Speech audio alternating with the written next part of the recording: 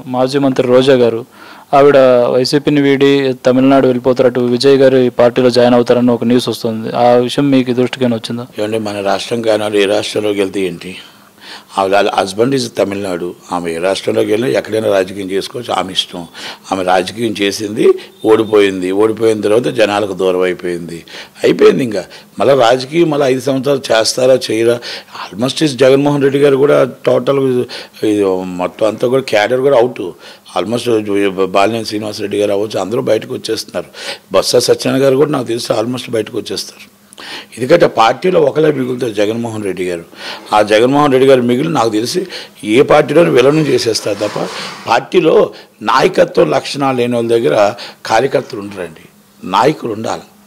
నాయకుడికే లేని లక్షణాలు ఉన్నాయి. ఆయన ఏదో అనుకోకుండా రాజశేఖర రెడ్డి గారి ఆలోచనతో అప్పుడు చిన్న తప్పులు చంద్రబాబు నాయుడు గారు చేయడంతో వచ్చాడు అంతే. ఇప్పుడు కూడా నేను చెప్తున్నా, చంద్రబాబు నాయుడు గారు కానీ పవన్ కళ్యాణ్ గారు కానీ 164 సీట్లు ఇచ్చింది ఎక్కడో హైప్లో ఉన్నారు అందరు ప్రజలు. ఆ హైప్కి అందాలి. మీరు అందకపోతే మళ్ళీ సోను సూదులాగా మన అరుంధతి టైపులో మళ్ళీ అన్ని ఇరగొట్టుకొని మళ్ళీ వచ్చేస్తాడు ఎవరు, జగన్మోహన్ రెడ్డి. ఆ ఛాన్స్ ఇవ్వకూడదు. ఎవరు ఇవ్వకూడదు? చంద్రబాబు నాయుడు గారు, పవన్ కళ్యాణ్ గారు ఇవ్వకూడదు. ప్రజలకు వచ్చి కొట్టిండి బాబు మాకు ఆకలి అన్నారనుకోండి, జగన్మోహన్ రెడ్డి మళ్ళీ ఇసిపోతాడు దాంట్లో నుంచి. ఆల్రెడీ ప్లాస్టింగ్లు వేస్తారు.